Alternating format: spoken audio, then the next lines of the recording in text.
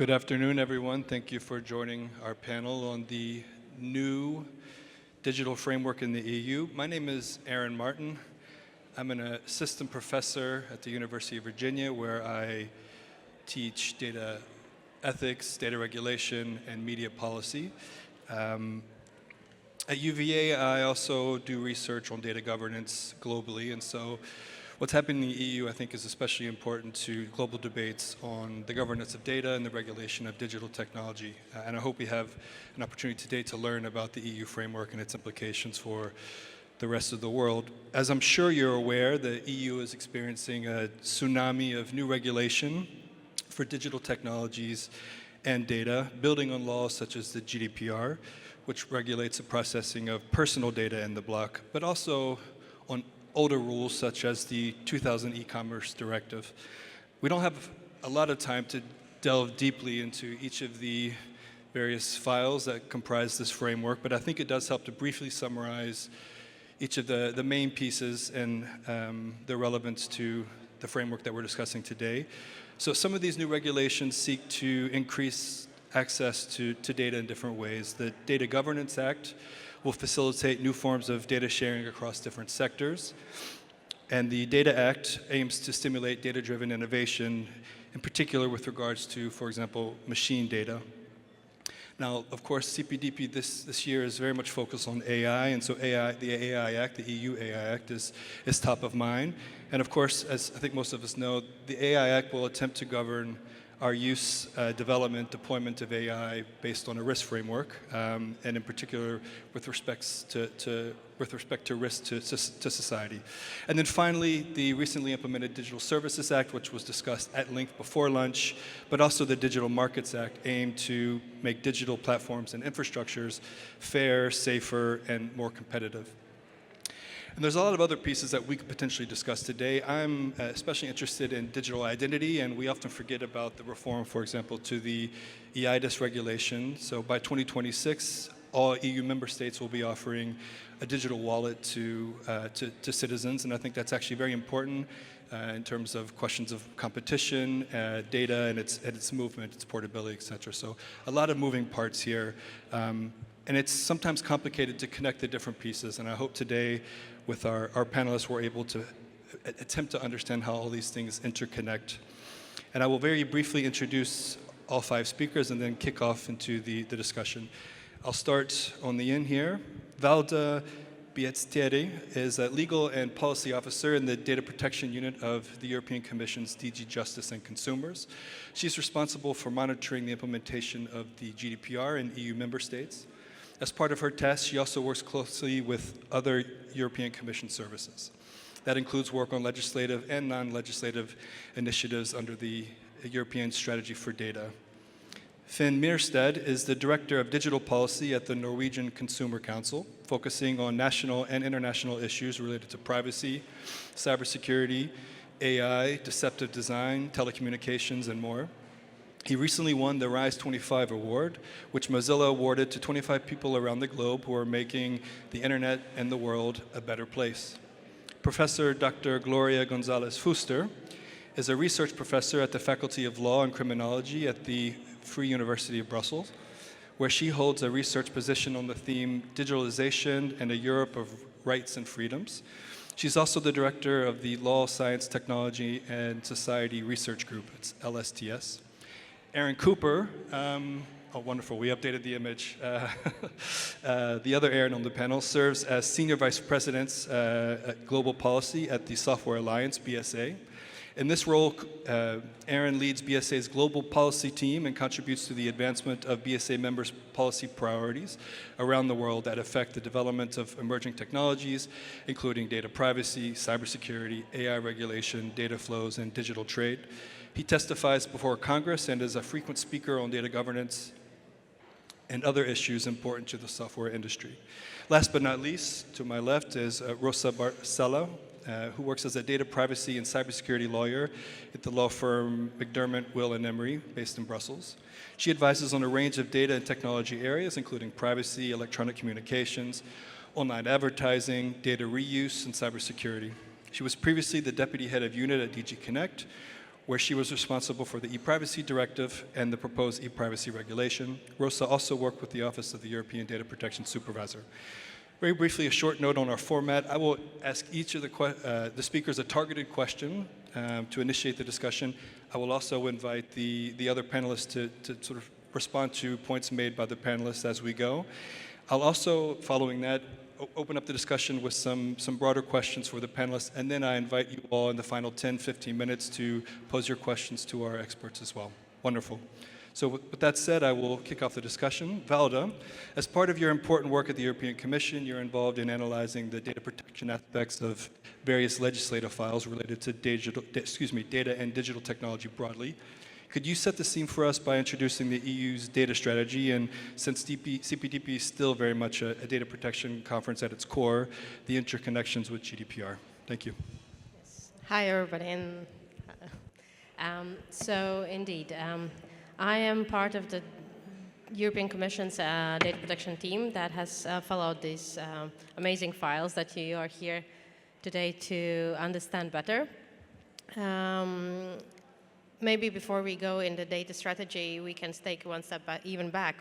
Under this mandate, the European Commission said that Europe needs to become fit for digital age, which means that we looked at our legislative framework and we saw opportunity to advance this policy aim by creating legislative framework that would allow for contestable and fair digital markets. As an outcome, we have a data strategy, which, as already mentioned, two acts, Data Act and Digital Governance Act. We also have the famous, not data services, but Digital Services Act, Data Market Act. We also have AI Act.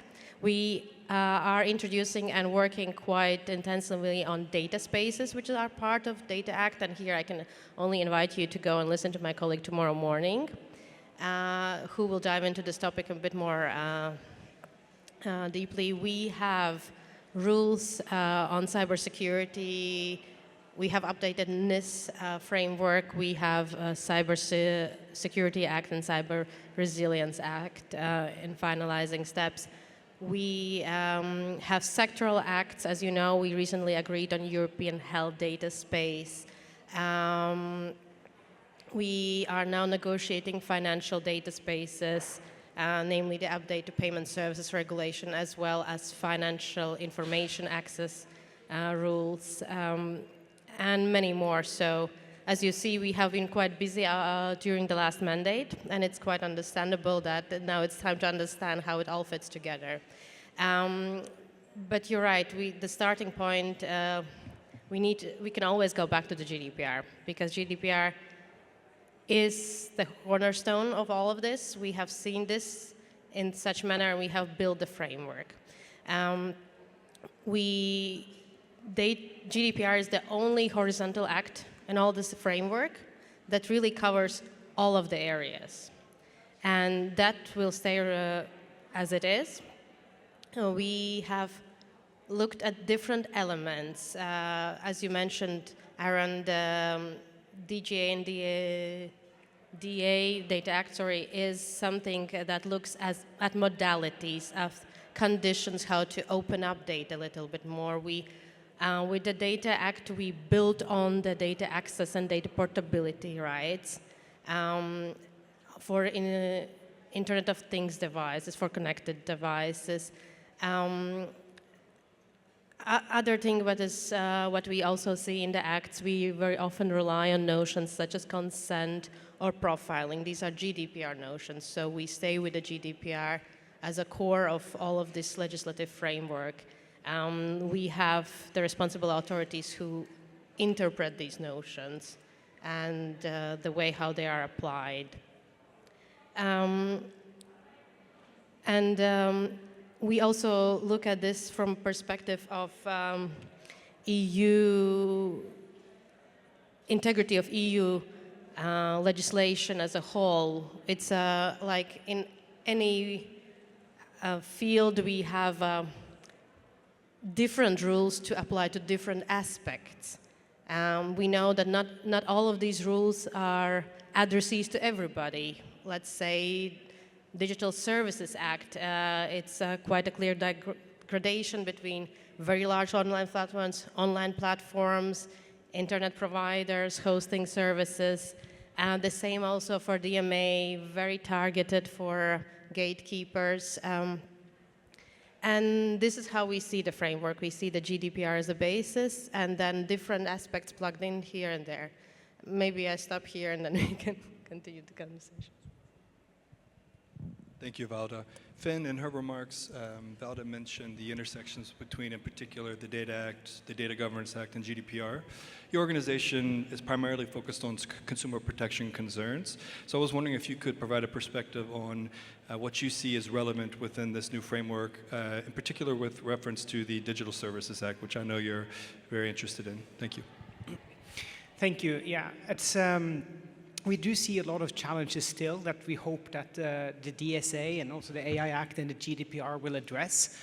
I mean, we see challenges related to commercial surveillance, which is becoming more and more pervasive. We see challenges with deceptive design, where we would have loved the DSA to have gone further, because today there's an exemption for deceptive design that is supposed to be covered by other laws, which we think there could have been a more sort of horizontal prohibition there. But we do really see with hope that the DSA will provide us more protection. So that's really good. But I also want to take a step back, because when we look at all these different laws together, the DSA, the AI Act, the Unfair Commercial Practices Directive, we definitely see there are potential gaps still. So, of course, I'm the pro-regulation guy here. We always ask for more regulation, but I do think there is reason to argue we need even further protection in the next mandate here in the European Union. Because there's been a lot of really interesting work about how consumers 2.0. There's work done through BEUC, the European Consumer Organization, with great researchers such as Natalie Hellberger, Hans Miklich, and many others. I just want to give credit to them, because they've just published a report in March 2024, where we basically can try to see the consumer through a new lens, right? Where we talk about digital asymmetry and vulnerability, how both the digital asymmetry relates to how there's a power imbalance, there is information asymmetry, creating sort of a perpetual state of vulnerability with consumers. And we're not all vulnerable all the time, but at different times of a lifetime or a different time of a day, we're actually all vulnerable. We can't only talk about vulnerable groups anymore, even though we still should talk about that. And when we see it through this lens, we might see that the protections aren't good enough. And we also see with the onset of artificial intelligence that the prohibitions we have in the AI Act, for example, doesn't go far enough to protect against emotional manipulation, whether it is other types of harms that we can see through this new lens. So we would argue for better protections in the next period, but obviously we need to also try to make the current framework work as well as possible, and there are lots of possibilities in especially the DSA to try to achieve some real wins here.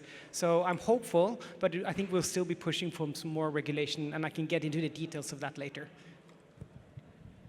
Thank you, Finn. That's very helpful. Gloria, as a legal scholar and professor, you have the very difficult task of explaining this very complex framework to students, whether they are undergraduates or professionals, executives who are interested in understanding what this all means to them and to their organizations.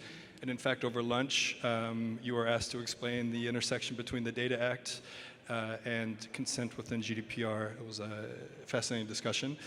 So I'm wondering, how do you approach this as an educator, in particular one, with an interest in EU rights and freedoms? Thank you very much. Thank you very much. So to clarify, I teach about data protection law mainly to students, but now I also teach about everything else to people who register through FARI, which is a VUB-ULB collaboration. So basically, it's people who feel a bit lost, or they are sent by somebody who thinks they should know more about everything, and they come to me, and then my main ambition is basically to reassure them, and at the same time to scare them a little bit, just to keep them a bit alert. And it's normally easy to somehow reassure them, but also not reassure them too much, so you have to find the right moment to go in one direction or the other. And it's relatively easy to reassure them because there is a logic. And I've been asked this question, is there a logic? Like I show them slides with everything and say, I don't understand. And there is a plan. There are actually two strategies, the data strategy, the digital strategy. Everything was published on the 19th of February of 2020. And actually, there is a long history of a strategy from this communication of 1973, which was the mother of all communications, called a Community Strategy for Data Processing, half a century ago. So there is a logic, there is a plot, which is, and somebody occasionally will lose the plot, but there is a logic. And the best way to understand this logic, I think it's indeed to start by the GDPR, because it's what people know. Many of these people coming to these trainings are DPOs or with people with some responsibility for this, or with another function, but they have to deal with the GDPR. So basically, looking at everything from the perspective of the GDPR, what is very reassuring is that in principle, the GDPR is not changed as such. And that is reassuring. Then, of course, might be changed or complemented in little ways. And if you have read the AI Act, there is this nice article saying nothing changes in the GDPR, except do still go check Article 10 and Article 59. You said I should not mention articles, but you might remember them. So there are, in a way, some indirect complement issues there with the GDPR. There are some ways in which actually the GDPR is improved, so the other instruments do GDPR stuff better than the GDPR, and that's good news, and that's very, very, very nice. So the DSA is doing this for online advertising, profiling for online advertising, for children. Remember children, the GDPR said children deserve a better protection. It was never given to them by the GDPR, but maybe through the DSA we get there. So there are good news, there are lessons learned. And with this, I want to talk about something very specific that is very important, and I know I'm aware of the time. But there are also lessons that are learned in sort of funny ways. I don't know if you can imagine, like you want to go somewhere, you're walking through a path, and you face a wall, and you continue walking, like you jump into this wall, and you say, what can I do? There's a wall. There are different options. You either say, well, I will take another path next time. I will do things differently, or you say, no. There is a wall, but if we are many of us and we all go and just go into the wall, maybe the wall will crumble or something like this. What am I talking about? I'm talking about data portability. Remember, data portability was in the GDPR. It never took us anywhere. It failed. So lessons learned, we should forget about data portability, do something else. No. We'll put data portability everywhere, and somewhere it will flourish. This is what we have. It is everywhere. Will it work? I don't know. And the last 2 points regarding for the GDPR. So it's important not to be too reassured, is that actually there are some words that have been changed, and when this happens, the new instruments are not always explicit. Like you all know what is biometric data. We all know what is biometric data, but you don't really know unless you have paid attention to the AI Act, where the definition of biometric data is changed fundamentally. So biometric data we thought was about identifying people. It is not about identifying people in the AI Act. So people have to be aware. And the last important message to always be aware is this notion of consent. And Balda said consent is a GDPR notion. Of course, consent is a GDPR notion for us, for when we look at this from the GDPR. But consent is again and again appearing in all these instruments in ways that are really not, I think, fully compatible with our understanding of consent. The question of power imbalance was mentioned.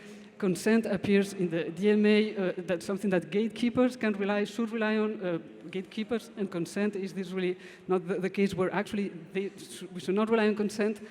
In the Data Governance Act, actually, not many people know this, we oblige public authorities to facilitate the obtaining consent to share the data that they are supposed to protect. So they have the obligation to protect the data. At some point, somebody wants this data, and then we ask public authorities to help people obtaining the consent, the free consent in an unbalanced situation with a public authority. So there are many crazy things happening with consent, but I know that you're looking at me like my time is over, so we will continue. Thank you. That's fascinating. Thank you so much, Gloria. Aaron, the BSA represents the enterprise software industry, and I'm sure that this new framework that we're describing is top of mind of your members. Could you share with us some of their concerns about this new raft of regulation? And in particular, are there any pain points that have been experienced so far? And perhaps on a more optimistic note, do you see opportunities for this framework going forward? Sure. Thanks very much. Like I said, we represent the B2B part of the technology sector, so companies that are providing AI, cloud, cybersecurity services to other industries, and generally think that regulation is a good idea in order to add trust into the system. Passing 15 plus directives and regulations in this last mandate is impressive. I used to work for a committee in the U.S. Congress, and if we passed 10 bills in one sector, it would be a pretty good year for us.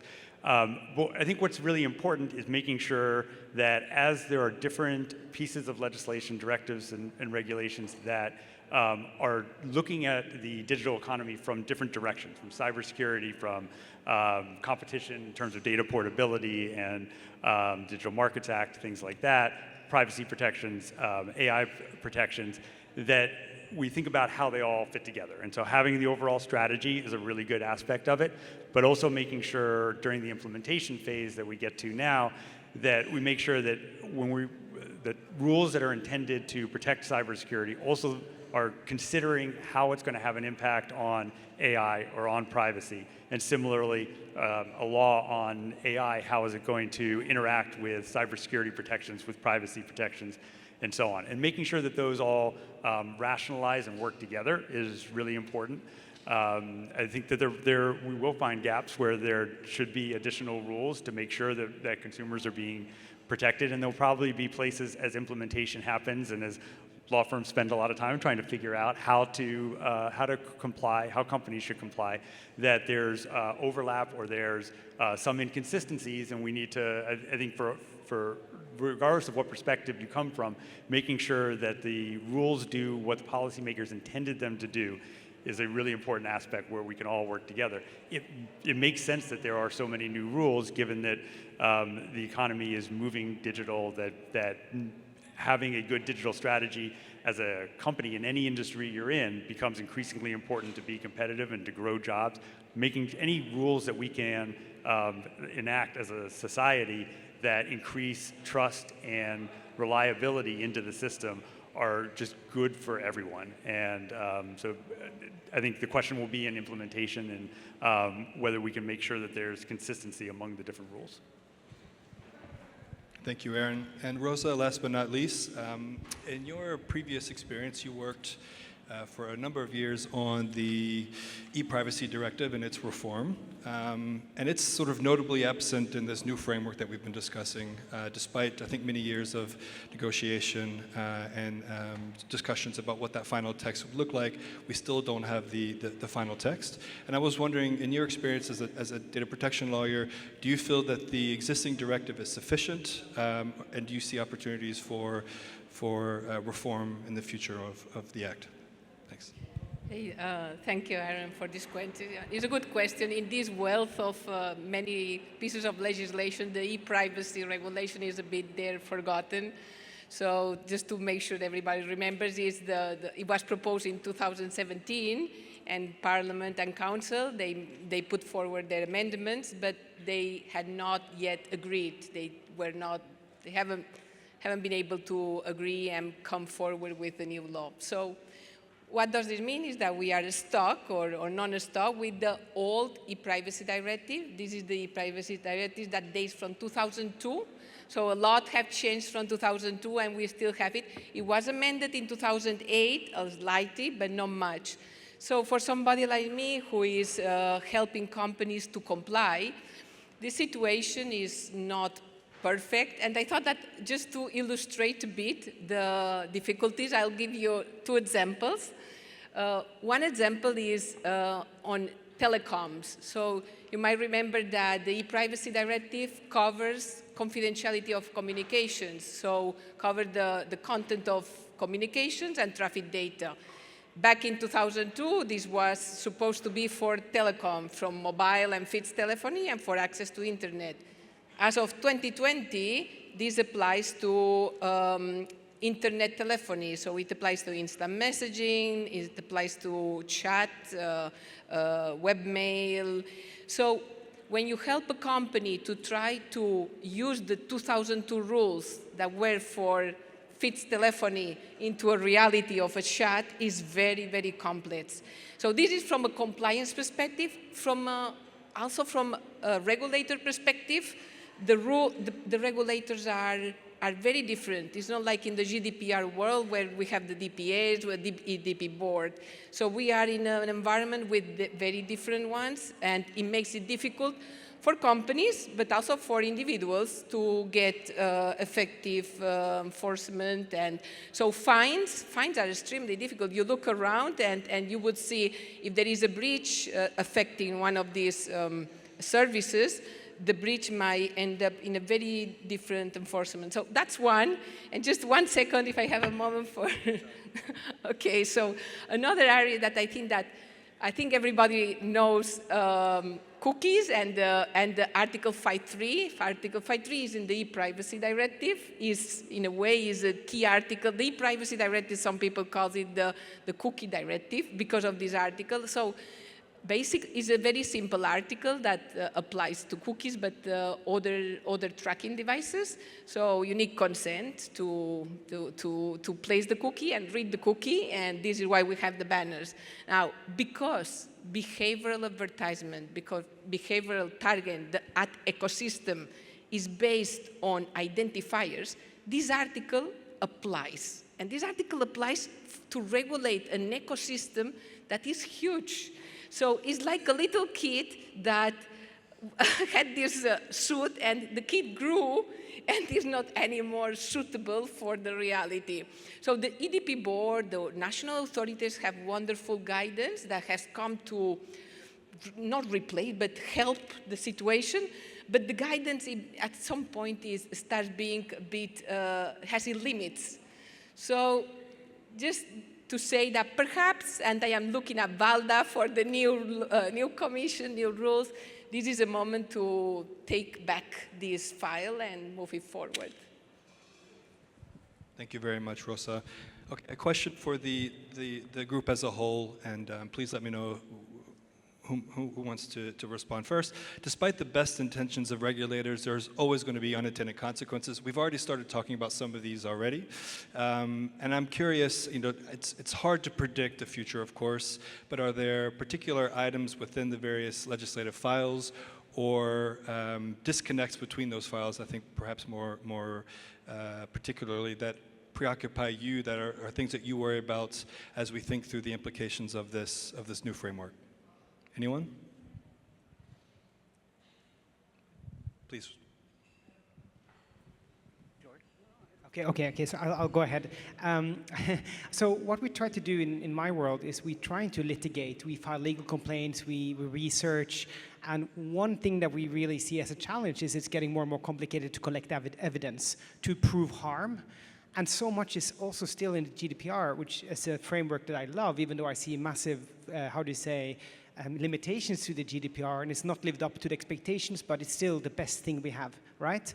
But the challenge is when everything is down to the individual, and also the burden of proof is on you, is on us to prove that we've been impacted. And let's say you've been discriminated by an algorithm, you might never ever know. So we need to, I think clearly with all of these frameworks, with the DSA though, with the transparency requirements, I think there will be some interesting ways that we can use that to both, as the Commission has launched a series of investigations now, which I think is great. I think civil society and researchers, we should definitely find ways of using those tools. But I do think in the future, we need to find a way to reverse the burden of proof. Why is it that we as individuals have to prove that we have been discriminated if we don't know we've been discriminated, or if a group has been discriminated at scale? How do you detect that before it's too late, right? The harms can be massive. So this is really a challenge. So one of the things I would love to see develop is a reverse burden of proof in the digital space, because that's what that would really make it easier. So we can tell the company, can you prove to us that the service you're providing is not harmful to X, Y, and Z? And if the level of evidence is not significant enough, we can have tools in place to start investigations or enforce more transparency. And if you can't prove that your service is safe, maybe it's not fit for purpose. Maybe it should not be there. So I think we need to go there when now everything is in the cloud. and for example, we used to hack apps, right, and check the data flows. We can't do that anymore, or much less, right, because one thing, encryption, which is great, we want that, right, but it's hard to see where the data goes. But a lot of the data is now server to server. So how do we detect, for example, data abuse? It's much harder. So that's one weakness that I see in the current system that we need to address. But obviously, we will use the tools available to us now to try to remedy that as much as possible. Can I say one thing on that, and then one other issue? I think you raised good points, and I think that particularly when we think about issues of discrimination, which can happen more as we are using an increasing number of tools, but it should always be illegal to discriminate, right? And it is harder to detect sometimes. And one of the things that, at least for our industry, that we've done before the AI Act got going was we put together a risk management framework that companies can use when you're using AI in a high-risk situation where discrimination is a possibility, to make sure you're taking steps at the outset to mitigate the possibility of risk, and that shouldn't in any way absolve anyone of consequences if discrimination happens, and that consequence should happen regardless of whether you're using AI or traditional data analytics or just people are discriminating themselves. It's a problem in every step. One of the other areas that I was thinking about when you asked the question has to do with maybe like the Data Act, which I think has a lot of upside potential in terms of adding competition, making sure that companies can access non-personal data, can use it in ways that will help create better systems across the board. But we don't yet know how it will work, how data privacy will intersect with it, and how security measures will intersect with it as you have the right to use it on different platforms. It could all work really well. It's the question of what are the unintended consequences. And for a lot of the legislation that's passed, we just don't know yet. Please, Rosa. Okay, so it's a good question. You ask what worries us about this framework. And to me, on my day-to-day, one of the things that I find very difficult is to navigate the interplay between them. So legislators usually use this famous without prejudice. And it's a very good thing because I think that in a without prejudice, everything it means that what is there, it applies, you just is on top. And I think for the legislature, it's a nice thing to do because in a way you kind of kick down the road the problem, and it's good lawyers, they will come, and the companies, and face how do you intersect the two. So these new laws have quite a few without prejudice of the GDPR. So then you need to go and try to find a solution. And so I just wanted to bring one example of where I was thinking, well, and helping some companies, and it's not so easy, and probably some people here have experienced the same, is in the Data Act. The Data Act has the goal of promoting sharing of data, and that's good. It applies to connected devices. But just maybe follow me in one case. So if you are a manufacturer and of a connected device, you sell it to a company, and the company uses it, and there are individuals using it, and let's imagine it is personal data. So the Data Act will promote that the data generated by the connected device is shared with an individual user, but shared also with third parties to whom this legal entity might have said, please send it. And all of that is good for competition. Now, this sharing of data that is personal data is a sharing of data that has to comply with the GDPR. So the data holder and manufacturer has to think carefully, all right, Data Act asks me to share, I have to share, but I have Article 6 of the GDPR, I have Article 9 of GDPR, it could be a connected device that had sensitive data. So you need to think about the legal basis. So it's not that it's impossible, no, it's not going, compliant with the GDPR is not going to jeopardize this, probably not, but it needs to be assessed on a case by case, you need guidance, so I think that the effective of the rule is not now. It will require case law, it will require guidance from the authorities. So I think that we are there, we have a basis, but the reality will come later. Thank you, Rosa.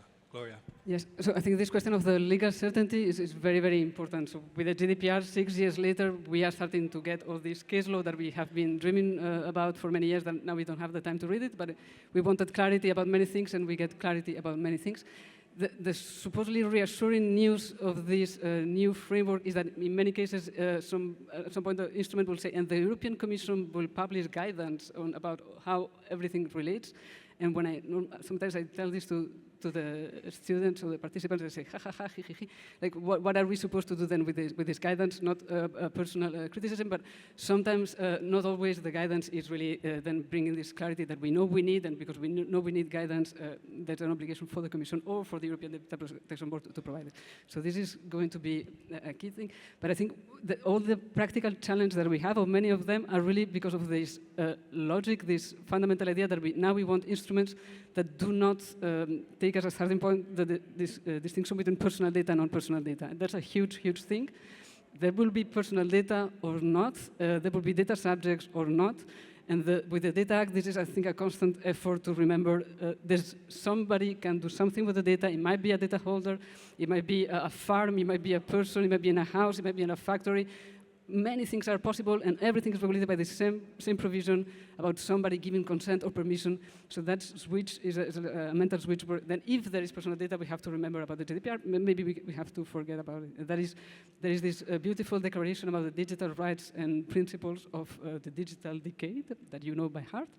And there are provision saying that the legislators commit to making sure that everybody has control over their personal and non-personal data. And when I read this, I thought, how, where, how can you have control over your non-personal data? But I was told, no, it is right. It is the new spirit. Like we can, somebody, data holder is supposed to have control over their non-personal data, digest this, and I think when you digest this and you remember that, okay, that is the spirit of this Data Governance Act, the Data Act, somebody has some control over some non-personal data, and it's at the same level of the GDPR, but different, then we will get eventually to understanding what this is about. Great. Alda. Indeed, I guess I'm the last one. It's also for me very interesting to listen to your feedback because in the Commission, when we develop these acts, we have a certain idea how we want to do it and how we want this to all interact with each other. And as Gloria, you mentioned, this is not even a new strategy. It's ideas that go back for decades. And now that we are in a stage where we have finally had a chance to make that legislative proposals and now legislative acts, in between us developing the strategy and us writing the proposals, there's the co-legislators that had also done their tweaks on the acts, and we are in the stage that now it all comes together and we have to start applying it. And precisely for this reason, we do have thought about have a bit more explanation about how it all fits together and how it should fit together in the future. You're right, we now in some acts talk about data and not only about personal data, but also non-personal data. We attach a lot of importance to the fact that all the data describe me. This is the GDPR. We have a control that comes from the GDPR, but there's also other types of data, industrial data, where you need to have some kind of legal certainty about what you can or cannot do. Coming back to personal data, I think now Gloria and Rosa, you very correctly actually explained the logic we had. You always have a GDPR, you always go back and you look, do you have Article 6, do you have Article 9? And then you apply the rules on top of it. Thank you. Thank you. Again, we're at a data protection conference, and of course, in attendance today and this week will be enforcers of data protection rules, DPAs, and others. And I think enforcement community is sort of maturing and growing up, and we're finally seeing a lot of success in terms of the enforcement of GDPR and similar laws around the world. But I'm a bit concerned about what this new raft of legislation means across these new areas of concern: AI, content moderation, markets regulation in the digital space, etc. I see potential challenges on the enforcement front. So I'm wondering, panelists, do you have any advice for the Commission, but also member states in the EU context, about how to approach this enforcement issue, how to improve coordination across different regulators across these different areas, and how can we be sure that these legislative acts and the requirements that they capture are well enforced across the various countries? Thank you. I'm happy to start. I think that there is one thing that would be very problematic is after all this, we go back to a situation where our dear data protection authorities can start complaining that they have a lot of new tasks, which is true. They have to figure out many new things, and they don't have the resources, which I know it is probably true, because they had limited resources before, and then now they are given new tasks, and they have to explain and help us understand everything.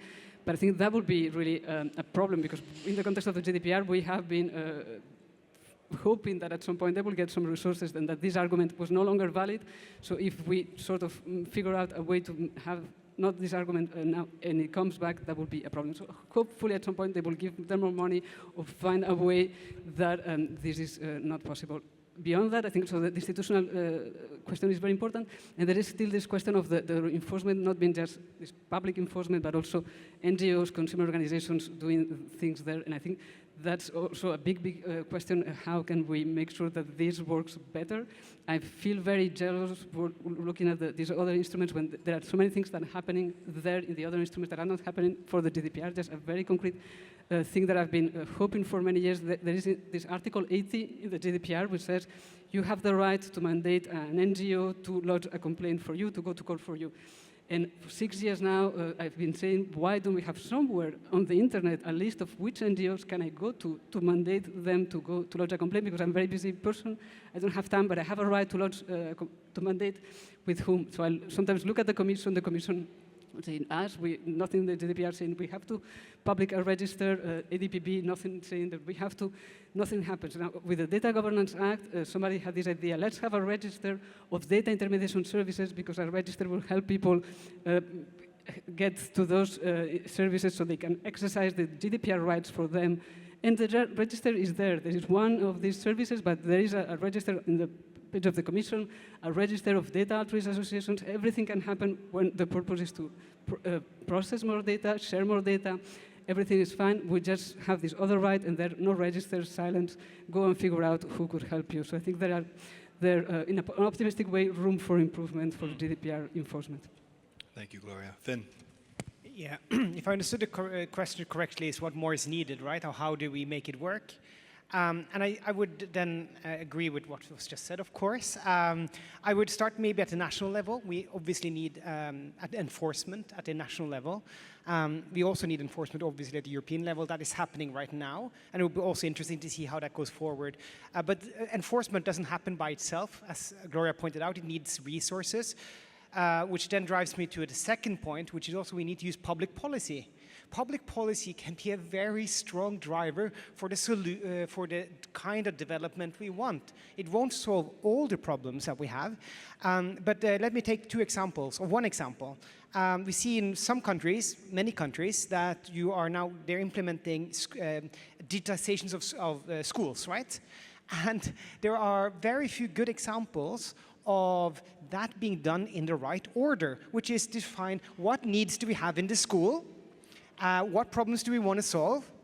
And then we see which digital components we potentially need. And then we also, before we even go to that point, we say, these are the kinds of services we want.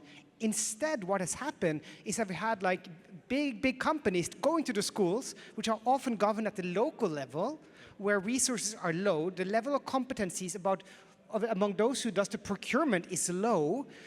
This divide and rule, at least in my country, Norway, we have 360 different municipalities buying digital services from big companies that are global actors.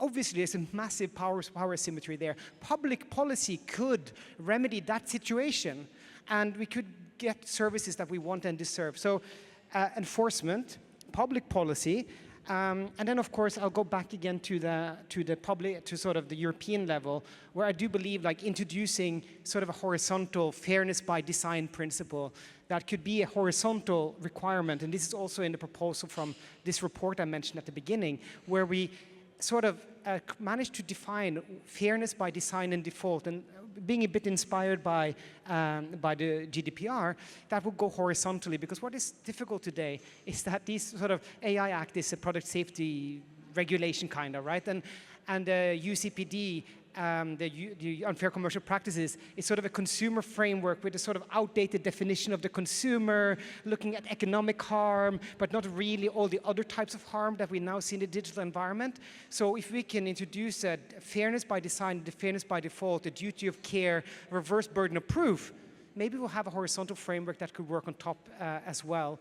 And then obviously I think guidance can be really helpful as well. So I think maybe some more regulation, doesn't need to be that much. We enforce the ones we already have. We use public policy. 3 things that we could do today, almost. And then, of course, my favorite pet is we need to ban surveillance advertising.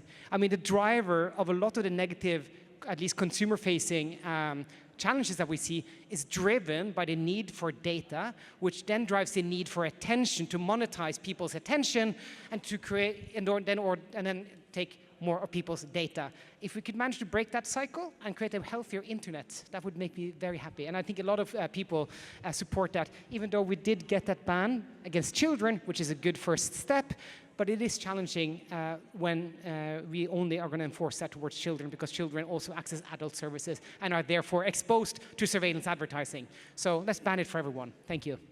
Thank you. And if I may abuse my privileges as moderator to ask a follow-up question, you've mentioned reversing the burden of proof a couple times now, and I'm fascinated by the idea. Could you perhaps explain just in a minute or two, very practically, what that would look like? Because I feel your frustration with kind of this individualization of sort of proving harm and evidencing harm. And I do wonder what's possible, both at a technical level, but also just in terms of like how organizations can approach this problem to represent the interests of individuals ultimately. Yeah, so this is not like completely detailed. This is something that we're still discussing among ourselves in the consumer movement and amongst academics. But it is a sort of a framework where we can foresee, and this is again up for discussions, where we can see companies being, at minimum, being proactive about sort of documenting sort of the assessments they have done. It's about being preventative instead of remedial, for example. It could be refraining from circumvention of norms protecting consumer rights. Circumvention is a massive challenge today. Also on the DMA, I think there's this anti-circumvention clause that I'm sure the Commission will try very hard to use. And I think we need that on consumer protection in general, because we see so much circumvention of the rules today. And it's sort of trying to find ways of ensuring fairness embedded into the design throughout the life cycle. And then, obviously, some of these things will be hard to implement in practice, but we need to have that goal and to sort of create sort of a baseline. And this can, of course, be supplemented by better blacklists for certain types of practices we just want to ban. And there is a provision in the UCPD where that could be done, and updating that blacklist, being much more specific on the types of harms we want to ban, will make it easier for everyone, because when we enforce, let's say, on dark patterns or deceptive design, which is a better word, companies call us and say, I thank you for doing this. I mean, we filed a legal complaint against Amazon and won because the CPC network, the Commission, launched an investigation. And Amazon was forced to change their practices when it comes to deceptive design in one case, right? But we need that over the whole, because companies are unfairly losing in competition because of this. And there are some interesting, of course, provisions in the DMA. We'll be interested to see how that will apply. But of course, the dark patterns are being used by everyone, not only the big companies, right? So I think that this is the way to go, and all the details we can probably figure out as we go along. But we're working on this right now. Great, thank you, Finn. I will pause and ask if there are any questions in the audience for the panelists. And if so, please do raise your hand and we'll get your microphone. Just here.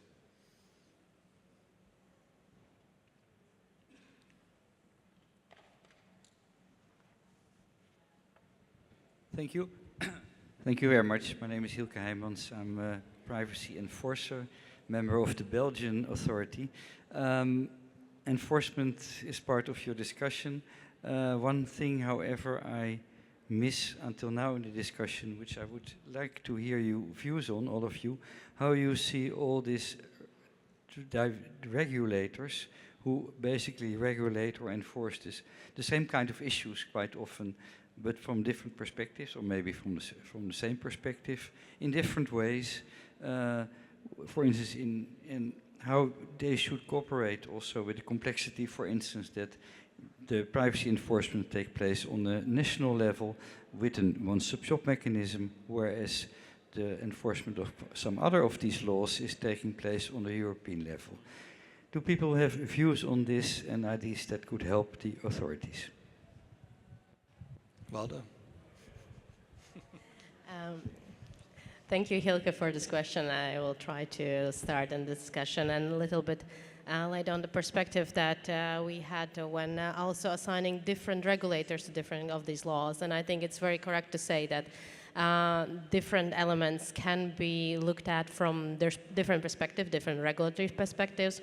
And and here we go back to the start of a conversation. Different acts have different aims.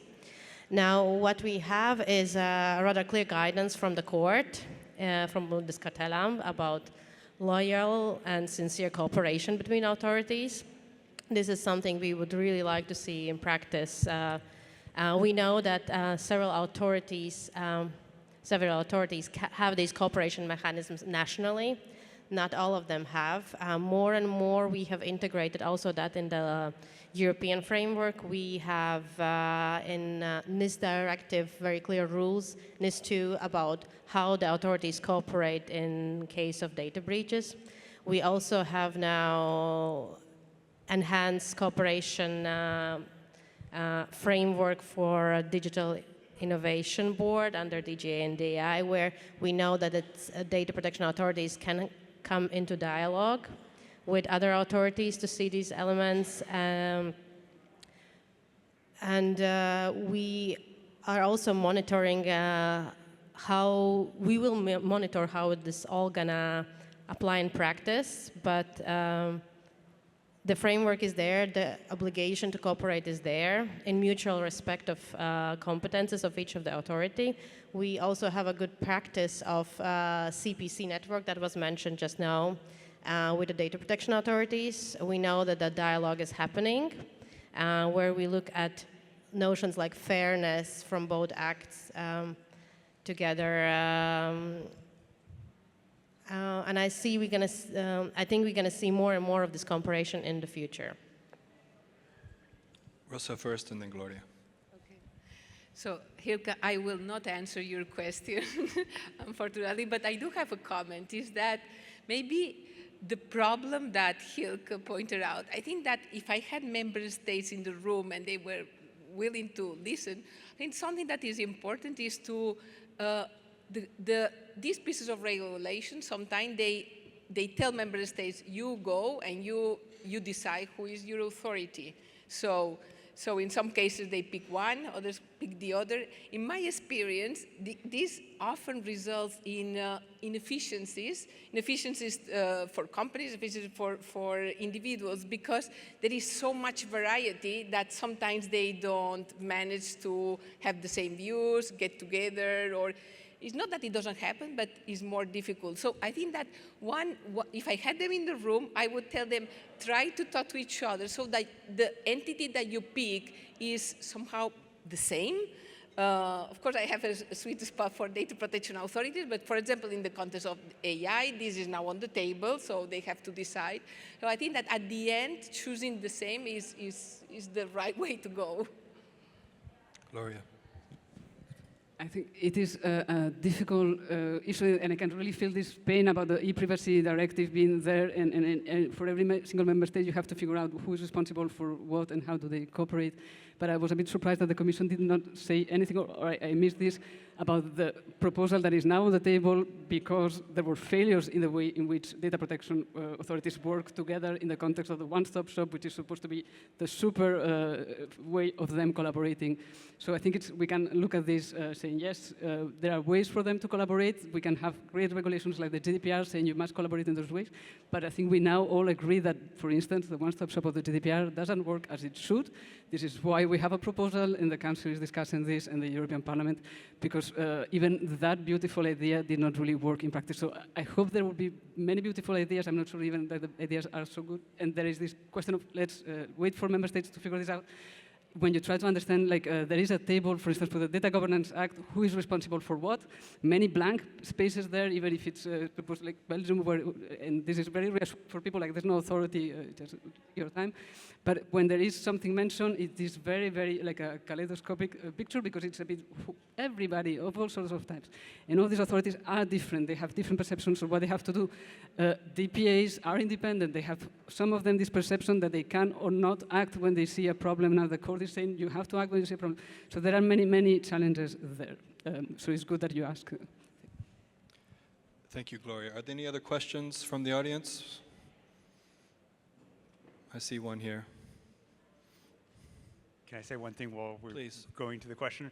I think it's, just as a policy matter, it's really important for there to be strong and coordinated enforcement against bad actors, because the other option is that there are going to be more and more calls for rules that are going to impede good actions, because the broader you make the rules, the more you make of them, the seemingly easier it is to prevent bad actors, which is true, but you're also inhibiting good actors. So the better the enforcement is, the more coordinated it is against bad actors, I think the better we all are.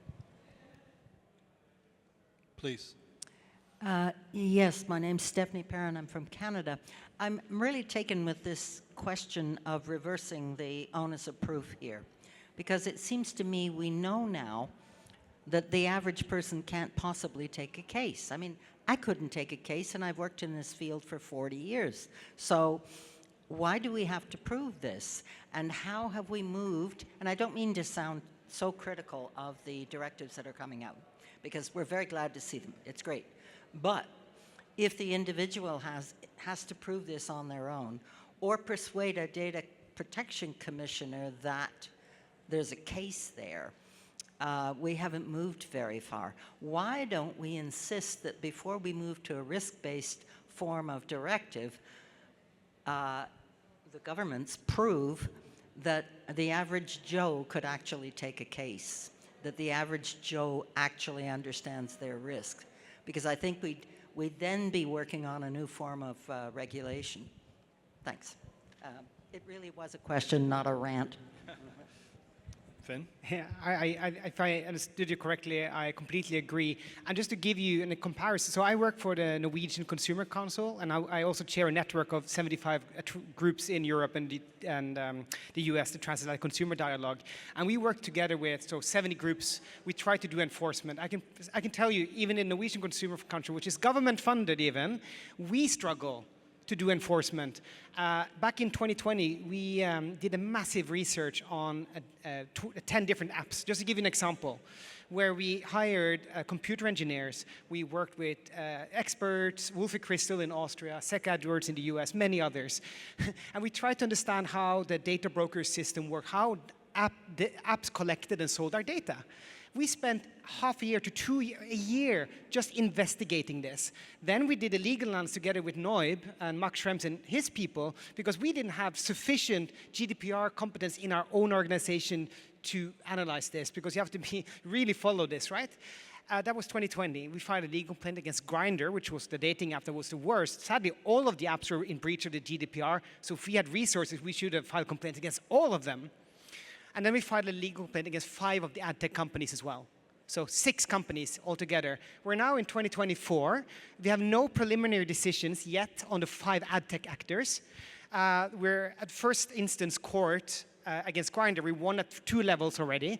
This is the amount, and we've had to also hire lawyers, expensive Norwegian lawyers, and luckily got a bit of grants from the Digital Freedom Fund there to help us with that. But even an organization such as us, who are quite well funded, to be honest, compared to our sisters and brothers in other countries, we struggle. So it is impossible. An additional point is that not all privacy implications are individual. It impacts groups. It's a collective issue as well. So we cannot leave it up to individuals alone to enforce this. That's just so we need to find mechanisms. And I think the reverse burden of proof is a way of trying to switch the burden obviously over to the other party, who is the one with all the information and is sort of on top of in the power imbalance. So yeah, I think that speaks for itself that we need to go in that direction. But it is helpful, I think, that we have now the Commission also doing enforcement, helping national authorities. There's always going to be a discussion about national versus supranational competence there. I don't go into that discussion. I just see that we're having more enforcement now. I hope we have national enforcement agencies being able to do their job more efficiently. But I welcome the Commission also doing things, because clearly it is needed to have strong powers here. Valda, please. Maybe if I can react a little bit, because I feel that we might be mixing few elements here together. Because I am aware of the discussion about reverse burden of proof, but in different contexts for different legislations. When we talk about GDPR, we have a very different mechanism. We have an authority to which you can go without proving your case where you have a complaint. There is no need to have this burden, prepare a case for the authority. It's for the authority to investigate. Then there's, of course, the question if you go to national courts, where you want to go directly of the company, or when you want to claim damage. Damage you can claim directly or with a decision of national authorities. So again, I think it's a little bit different discussion than we also would have with product liability, where you have this element of zero proof concept, I think. Court was asked in the context of GDPR, is this the regime that GDPR has? And court said no, for very many reasons, and also to balance the relationship, and precisely because we have authority to which we can go, and authority can enforce and act upon a data subject. And I think it's important that we place it correctly, because now we have different regimes, different enforcers, different rules. For some of them, the concepts you now mention work. I know that this is also one of the elements that is currently discussed in the digital fitness context for consumer law, and we can see whether or not for the consumer law this is the concept that needs to be implemented. But I think we really need to place it a little bit. Thank you. Thank you, Valda. And no other follow-ups here.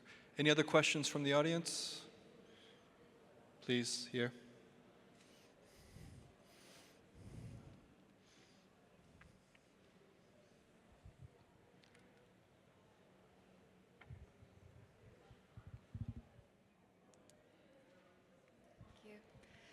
Hi, my name is Ruta Liepinha. I'm from Alma AI in Bologna, a research center. It was really interesting to hear the different responses about coordination, but my question would be maybe even more practical for those of you working in this area or overseeing it. We're talking about Consumer 2.0, but I think there's also a point to be made about Enforcement 2.0, which is more digital, data-driven, etc. And what I'm seeing for CPC network, there is some help given from the Commission with some but limited tools. And now with the new regulations, what kind of technology would you envision for the needs? Because obviously we see that there's a lack of expertise and resources on the ground. So I think there is a potential for collaboration here. And if so, then I don't know, what would be your dream, et cetera? Because it's also interesting for academia to see what kind of projects we would want to work on in this kind of AI and law intersection. Thank you. Thank you. Would anyone like to take this? Gloria. So, I do have many dreams, but I was mentioning before that sometimes I'm jealous because I'm focusing most of the time on the GDPR, where I see limitations in the things that we can do and the things that people would like us to do. And then when we talk about the Data Act, the Data Governance Act, the data strategy, which was supposed to be our main subject, then many things are possible, and technology is great when it helps you share data with many people. Just to give an example, so we have this idea of data intermediation services, where actually the Commission gives you this logo, and you go to the register because you can help people using their GDPR rights to share data, and that is great. When you're just looking at the GDPR and you want to exercise your right of access, we get a lot of backlash as just normal people, and we hear all the time people are abusing the right of access. People are just doing too many access requests. Data protection authorities have better things to do than deal with your access requests. All these kind of things constantly. You cannot automate your request. Submit the request with your own blood, so we are sure that it's you personally, because otherwise it will not be accepted. This kind of idea that it has to be a pure request for many reasons, and nothing of this applies anymore when it's Data Governance Act. Oh, it's a data intermediation service with a logo. It's for sharing the data for data altruism. Go ahead and do it.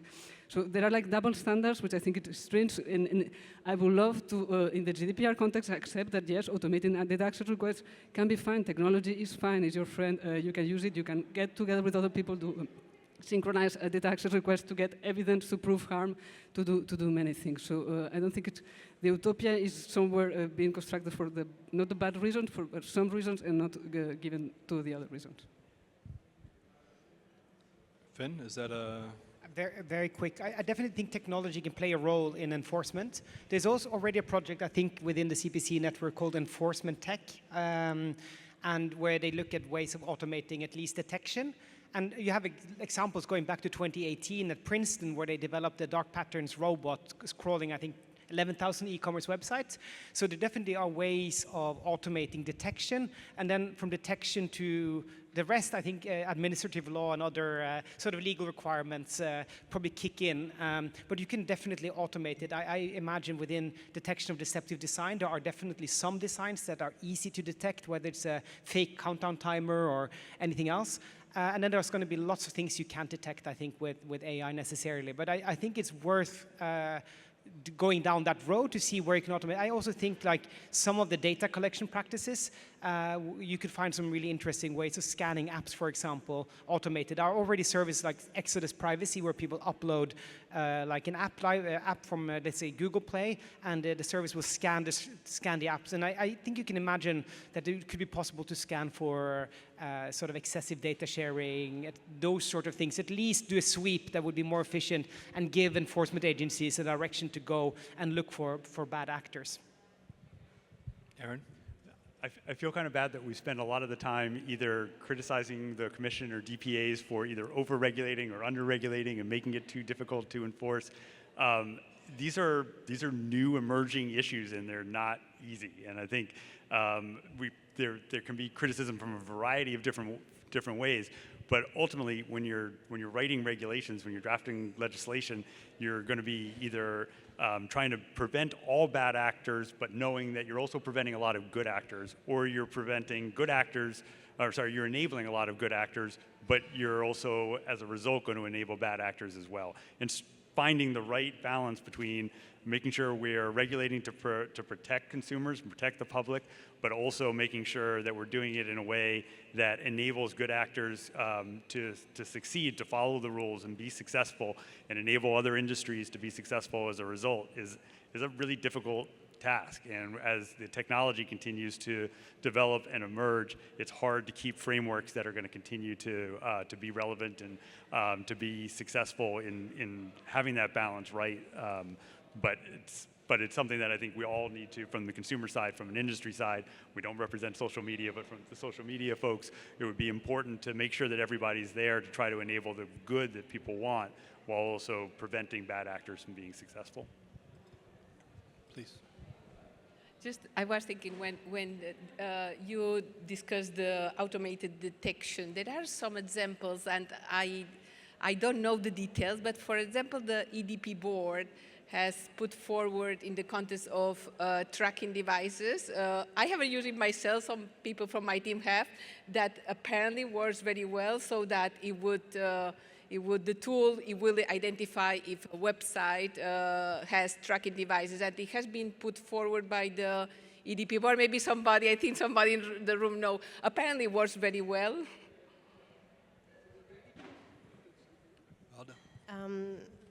I know of some of the tools that the data protection authorities are using, and I think here's also the question, what you want to detect and the tool will depend on what you want to find and what you want to detect. The data protection authorities have certain tools. They're collaborating between themselves to see which tools work, which tools don't, are there horizontal tools they can use.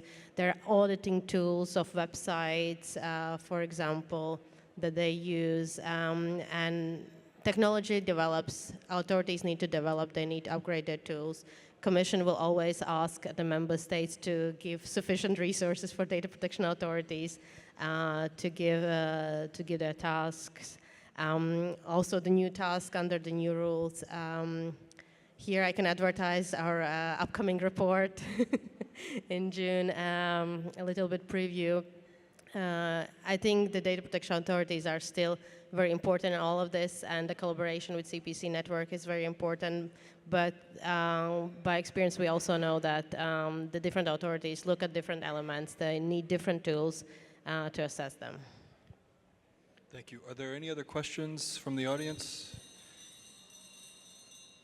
Okay, if not, I will ask the final question, which is we focus primarily on the EU and what this framework means for the EU and its member states, but I know many of us are from outside the EU, so I was wondering, are there any lessons from the experience to date with these new legislative files that you would share with other countries, whether they're legislators or enforcement authorities around AI data, so things where other countries can build on the European experience?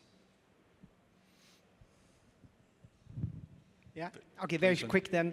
One thing that I've noticed, like since GDPR, and we're still early infancy in a way in GDPR, so we'll see where it goes, is that we don't necessarily have the right remedies completely yet. We have now the Representative Actions Directive coming into force in Europe. It will be interesting to see how that plays out in the digital space. But I would love to see more use of stronger enforcement measures, because it's a problem when companies basically budget with fines. It becomes a cost of doing business, right? You can just pay to break the law. So I would love to see, now we're moving into the AI space, whether we could, I don't know the correct word in English, but let's say a company like Clearview.ai collects data illegally. You can fine them, and I know the CNIL has done that.